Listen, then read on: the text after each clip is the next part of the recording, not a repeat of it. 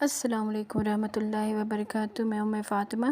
اللہ تعالیٰ کے فضل اور کرم سے اور آپ سب کی دعاؤں سے میں بالکل ٹھیک ہوں، اور اللہ تعالیٰ سے یہ دعا گو ہوں کہ اللہ تعالیٰ میری پوری امت مسلمہ کو اپنی حفظ و امان میں رکھے۔ آپ سب جہاں بھی رہیں خوش اور آباد رہیں، اپنے گھروں میں اپنے بچوں کے ساتھ، اپنے گھر والوں کے ساتھ خوش اور آباد رہیں۔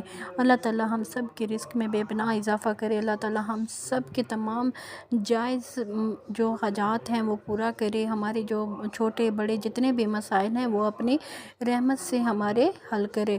اللہ تعالیٰ سے یہ دعا کرتی ہوں کہ اللہ تعالیٰ میری ہر جاننے والے، دیکھنے والے، سننے والے سب لوگوں کے، سب بہن بھائیوں کے جو مسائل ہیں وہ جلدی سے حل ہو جائیں۔ جس کو جس چیز کا کوئی مسئلہ درپیش ہے وہ حل ہو جائے۔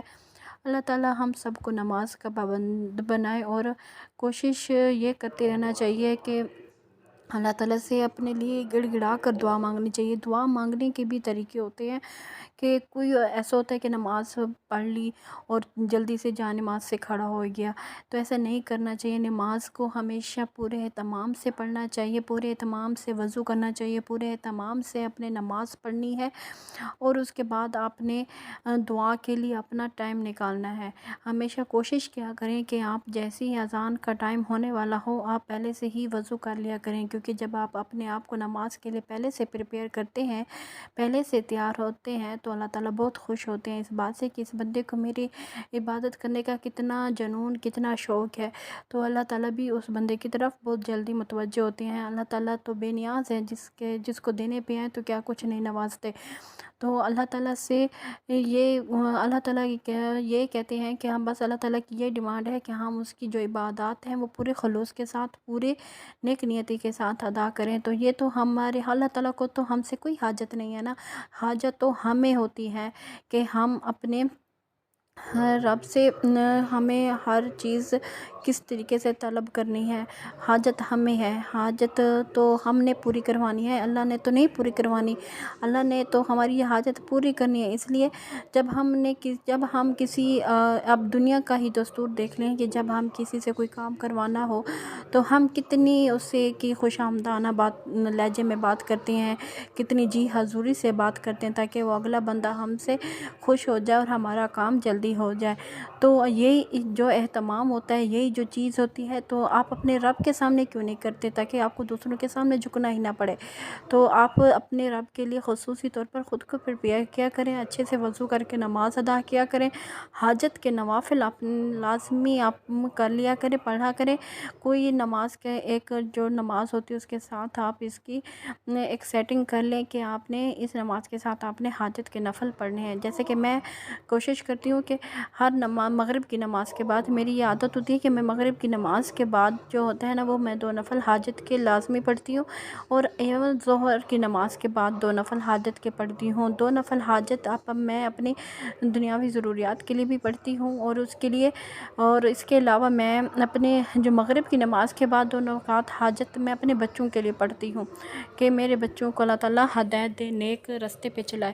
تو میں اپنی اولاد کے لیے یہ 2 رکعت حاجت مغرب کے بعد پڑھتی ہوں، اور اپنے رزق کی خوشحالی کے لیے اور اس کے لیے جو دوسری چیزیں ہوتی ہیں اس کے لیے میں حاجت کے نفل ظہر کے بعد پڑھتی ہوں۔ میں ڈیلی کے 4 نفل حاجت کے لازمی پڑھتی ہوں، کوشش کرتی ہوں کہ اس میں ناغہ نہ ہو، باقی کمی بیشی تو اللہ تعالیٰ معاف کرنے والے ہیں۔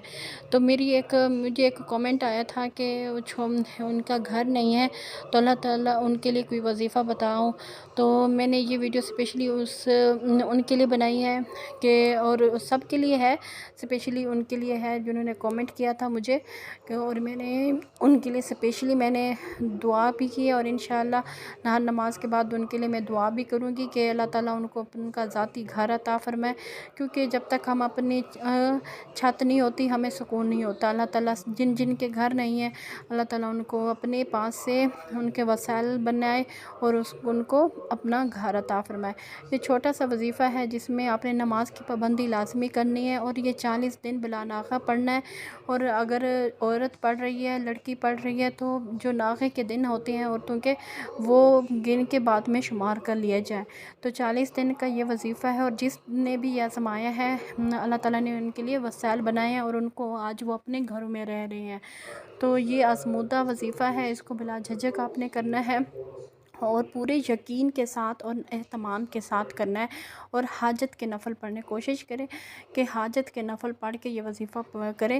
2 رکعت حاجت اس نیت سے کریں کہ آپ اپنے گھر کے لیے کر رہے ہیں۔ جب تک یہ وظیفہ آپ کریں آپ کے دماغ میں اور کوئی حاجت نہ ہو سوائے اس حاجت کے، تو آپ نے گڑ گڑاتے ہوئے اللہ تعالیٰ سے دعا بھی کرنی ہے۔ یہ وظیفہ یہ ہے کہ آپ نے کیا کرنا ہے کہ آپ نے 40 دن آپ نے یہ آیت الکرسی کا وظیفہ پڑھنا ہے۔